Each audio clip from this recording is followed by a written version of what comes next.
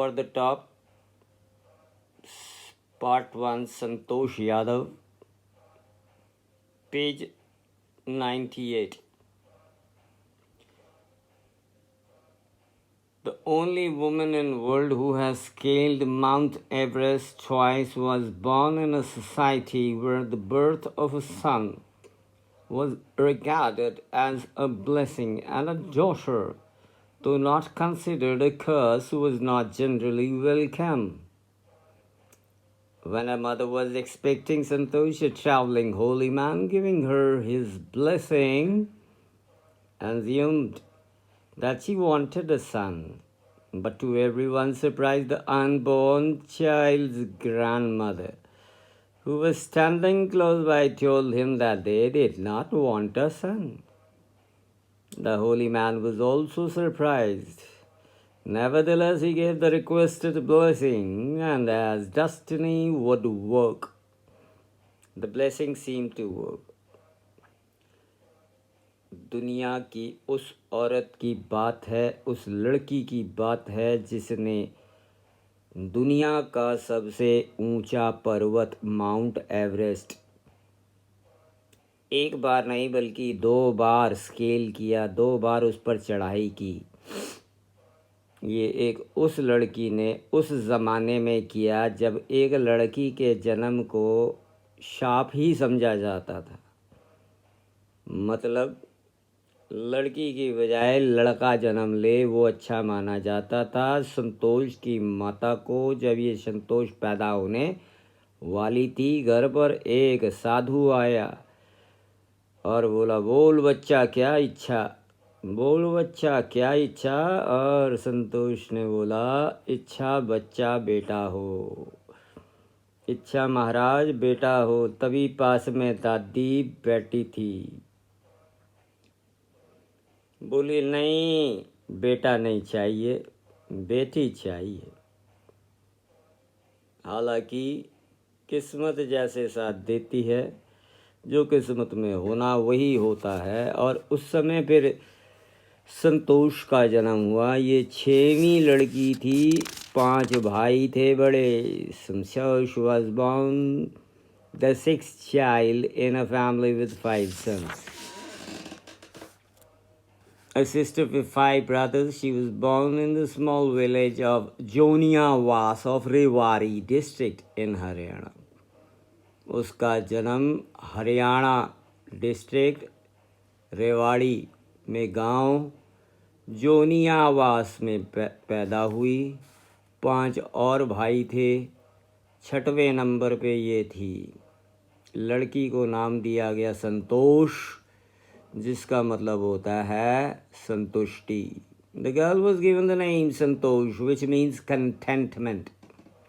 But Santosh was always content with her place in a traditional way of life. She began life on her own terms from the start. Where other girls wore traditional Indian dresses, Santosh preferred shorts. Looking back, she says now, from the very beginning, I was quite determined that I chose a correct and a rational path. The others around me had to change, not me. ये संतोष वाली लड़की जब पैदा हुई, अपने ही traditional way of life में उसने अपनी ज़िंदगी शुरू की। और लड़कियों की तरह इंडियन ड्रेसेस नहीं पहना करती थी, कुर्ता सलवार वगैरह वगैरह, शॉर्ट्स पहनती थी, अपने मनपसंद कपड़े पहनती थी और कहती थी कि मुझे नहीं बदलना, मेरे को देख को लोग बदलेंगे। शुरू से यही कहती थी, मैं वो रास्ता अपनाया है और संकल्प से चलूँगी, मुझे नहीं बदलना, लोगों को देख के मुझे बदलना है। Santosh's parents were affluent landowners who could afford to send their children to the best schools, even to the country's capital, New Delhi, which was quite close by. But in line with the prevailing custom in the family, Santosh had to make do with the local village school. So she decided to fight the system in her own quiet way when the right moment arrived. बहुत rich land owners थे। संतोष के mummy papa, गांव में बहुत जायदादें थी, खेत थे। पैसा तो इतना था कि अगर चाहें मरंडा हाउस दिल्ली में सबसे बढ़िया हॉस्टल लड़कियों का, वहाँ पढ़ा सकते थे। दिल्ली भेज कर पढ़ा सकते थे, बढ़िया से बढ़िया पढ़ाई दे सकते थे। पर वो अपने जात पात गाँव को सब देखते हुए अपने लोकल ही स्कूल में उसको भेजते थे, जहाँ उसको पढ़ना अच्छा नहीं लगता था। So she decided to fight system in her own quiet way. सोचने लगी, मैं अपने ही तरीके से इसको लड़ूंगी। आने तो दो, ज़रा सही समय आने दो। और सही समय तब आया, मतलब जब वो 16 साल की हो गई। At 16 most of the girls in the village used to get married. वो सही समय का इंतज़ार कर रही थी। उनके गांव में उस समय 16 साल की लड़की हो गई तो वर घर के लिए तैयार है, शादी कर दो। तो इस समय के लिए वो वेट कर रही थी। अब माँ बाप शादी करने की सोच रहे थे, अब ये पढ़ने की सोच रही थी। Santosh was also under pressure from her parents to do the same. A marriage as early as that was the last thing on her mind. She threatened her parents that she would never marry if she did not get a proper education. She left home and got herself enrolled in schools in Delhi. When her parents refused to pay for her education, she politely informed them of her plans to earn money by working part-time to pay her school fees. Her parents then agreed to pay for her education. शादी एक आखिरी उसका हथियार था। उसने कहा, माँ बाप को धमकी दी, अभी कहीं मैंने शादी वादी नहीं करनी, मैं तो खुद बच्ची हूँ, और जब तक मुझे अच्छी तरह पढ़ लिख कर समझदार नहीं बन जाना, मैंने शादी नहीं करनी है। उसने घर छोड़ दिया, दिल्ली पहुँच गई, जाकर अच्छे स्कूल में एडमिशन ले लिया और अपने पेरेंट्स को कह दिया, कोई बात नहीं, मैं वो अपना काम पार्ट टाइम करा करेगी शाम को और अपने स्कूल की फ़ीस दे लेगी। इतने अमीर माँ बाप को तब थोड़ा सा शर्म आई। फिर उन्होंने थोड़ा सा पैसा भेज दिया उसको और एजुकेशन उसको देनी शुरू की।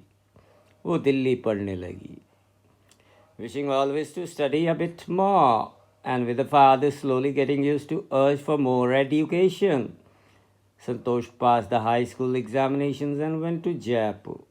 She joined Maharani College and got a room in Kasturba Hostel.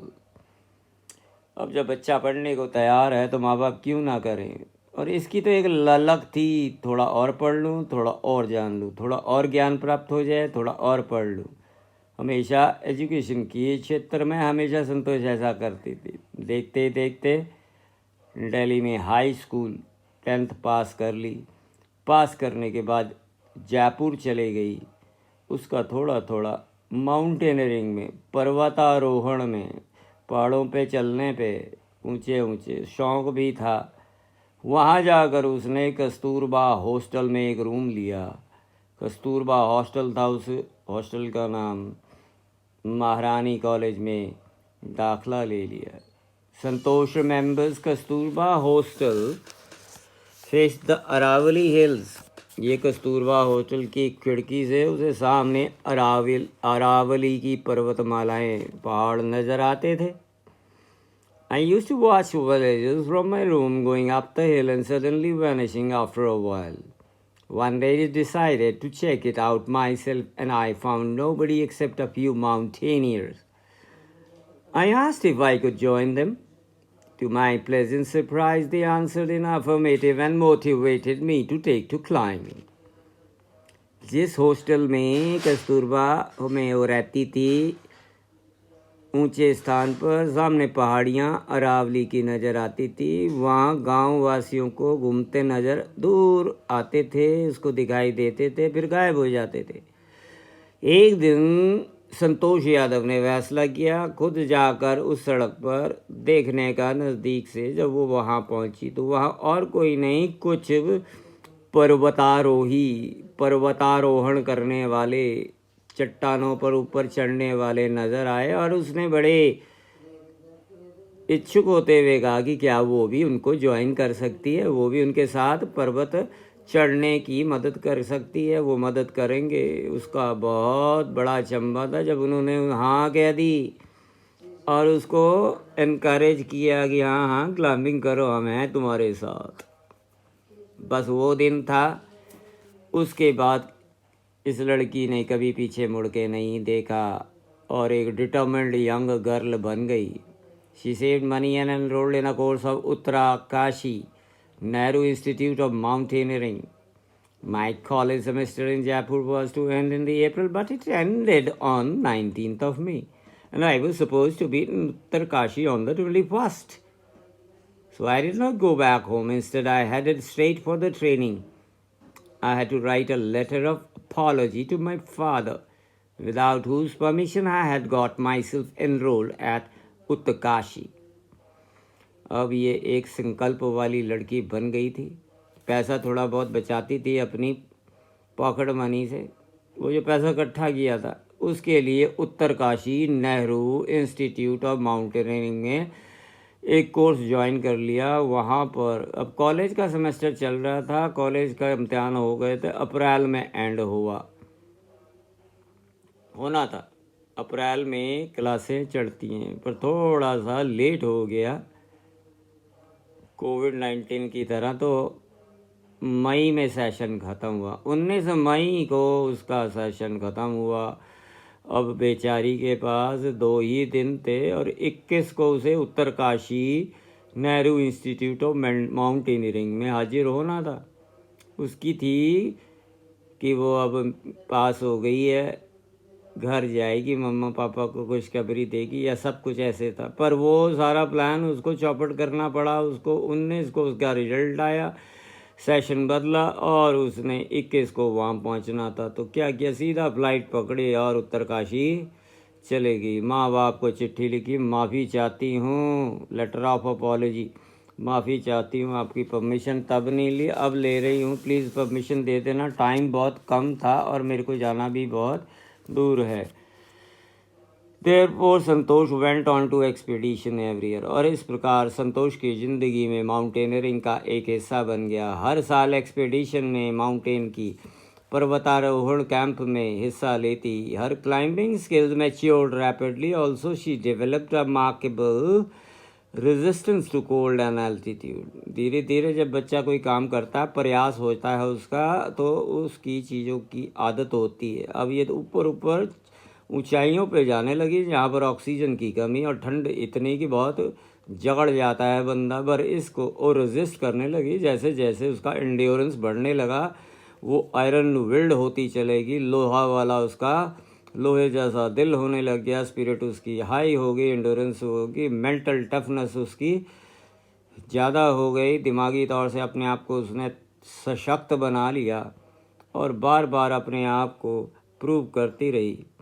उसका हार्ड वर्क और सिंसियरिटी का रिज़ल्ट आया 1992 में। 4 साल हो गए थे उसने अरावली माउंटेनियरिंग इंस्टीट्यूट को ज्वाइन किए हुए। 4 साल से लगातार वो कर रही थी।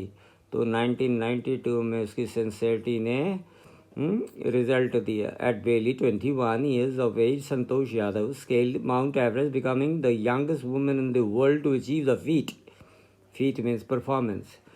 सिर्फ 21 साल की उम्र में इतना ऊंचाई पर, 9000 की ऊंचाई पर माउंट एवरेस्ट उसने अकेली ने, सबसे छोटी औरत, सबसे छोटी लड़की इंडिया की जिसने पहली बार 21 साल की उम्र में अपना झंडा उस चोटी पे जाकर लहराया हो।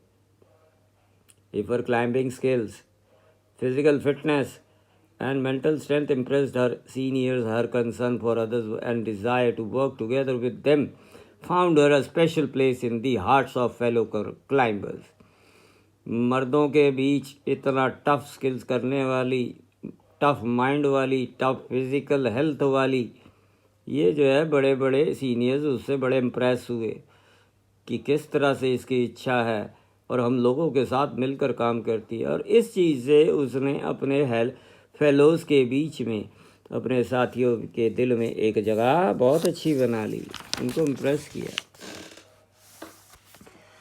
During the 1992 Everest mission, Santosh Yadav proved special care to a climber who lay dying at the South Pole. She was unfortunately unsuccessful in saving him.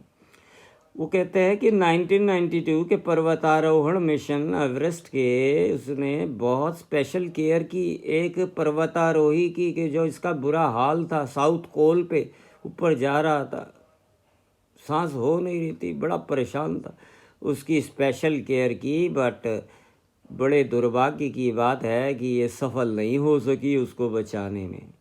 However, she managed to save another climber, Mohan Singh, who would have met with the same fate had she not shared her oxygen with him. एक और इंसान, दूसरा आदमी, सरदार जी Mohan Singh climber थे, उनको इसने फिर save किया, मैनेज किया। अपना भैया ऑक्सीजन का मास्क उसको उतार कर दे दिया। इसको सांस उसकी फूली हुई थी, उसको सांस की ज़रूरत थी, और बिना सांस के अपने आप ऑक्सीजन सिलेंडर रख लिख के उसको दे दिया और वो बेचारा बच गया। तो उस तरह मोहन सिंह की उसने जान बचाई। Within 12 months, Santosh found herself a member of an Indo-Nepalese women's expedition that invited her to join them. इतना सब होने के बाद 1 साल के बाद इंडो-नेपालीज वुमन एक्सपेडिशन एक संस्था है, उसने उसको न्योता दिया, बुलाया कि वो आकर ज्वाइन करें उन्हें। शी देन स्केल्ड एवरेस्ट असेक। अब इन लोगों के साथ फिर दोबारा नेपालियों के साथ चढ़ी और दूसरी बार फिर successfully, thus setting a record as the only woman to have scaled the Everest twice and securing for herself and India a unique place in the annals of mountaineering. और उसने एक रिकॉर्ड सेट कर दिया, इतनी छोटी उम्र में Everest, mount Everest की चोटी पर 2 बार चढ़ने वाली औरत, और एक खिताब बना दिया। इन रिकॉग्निशन ऑफ और अचीवमेंट्स, अपनी सफलताओं, अपनी उसकी पहचान में इंडियन गवर्नमेंट ने उसको ब्लेस किया। एक बहुत बड़े नेशनल टॉप ऑनर्स को एक तमगा होता है, मेडल होता है, वो दिया जाता है, जिसको कहते हैं पद्म श्री, जो सरकार देती है। इस प्रकार उसको इंडिया की सरकार से एक बहुत बड़ा पद्म श्री का मेडल इनाम भी दिया गया। वो 2 बार पहली औरत है छोटी उम्र की इंडिया की जिसने माउंट एवरेस्ट की ऊंचाई को 2 बार स्केल किया, चढ़ाई की। Describing a feelings when she was literally on the top of the world, वैसे उसको भी टॉप ऑफ द वर्ल्ड कहते हैं, संसार की ऊपर छत। जब वो वहाँ खड़ी थी, संतोष कहती है, it's took some time for the enormity of a moment to sink in. जब मैं ऊपर हवा में लहरा रही नीचे देख रही थी, इतना नॉर्मस व्यू, इतना विशाल जाइगेंटिक नीचे, वो उसको कहती है, देख कर मैं सिंक हो रही थी, राइट। फिर मैंने तिरंगा लहराया, Indian tricolour, and held it aloft on the roof of the world. बड़ी गर्व की फीलिंग आई मुझे, मैंने अपना तिरंगा झंडा लहरा दिया। द फीलिंग इज़ अनडिस्क्राइबेबल, मैं समझा नहीं सकती जो फीलिंग मेरे को हुई उस समय, उसको मैं शब्दों में बयां नहीं कर सकती। The Indian flag was flying on the top of the world, बस उसको इतना मान था कि भारत का तिरंगा ध्वज दुनिया की छत पर सबसे ऊपर लहरा रहा था। वाकई ये एक बड़ा स्पिरिचुअल मोमेंट था, और वो अपने आप को बहुत ही धन्य धन्य कह रही थी। I felt proud as an Indian, एक भारतीय होने के नाते मुझे बहुत गर्व था। ऑल्सो फर्वेंट एनवायरमेंटलिस्ट, अगर देखा जाए पर्यावरण शास्त्री भी थी, बड़ी कट्टर पक्की। कैसे? एक लास्ट चैप्टर की लाइन देखो, Santosh collected and brought down 500 kilograms of garbage from the Himalayas. देखा, पोल्यूशन को भी नहीं चाहती थी। लोगों ने वहाँ थैलियाँ और बिस्लरी की बोतलें, कैंपा की बोतल, जो भी लेके जाते सामान, आते जाते हिमालय पर्वतों पे, चोटियों पे आने जाने समय फेंका हुआ था। इतना गार्बेज था, रबल था, कहते हैं कि उसने उठा उठा कर उनको इकट्ठा किया और वापसी में नीचे लेकर आई। अपने एनवायरनमेंट को भी उसने साफ कर दिया। धन्य है ऐसी लड़की, सलाम है ऐसी लड़की को भारत के हर नागरिक द्वारा। Thank you and have a nice day. Please write the question answer I have sent you already 2 times. Thank you and have a nice day.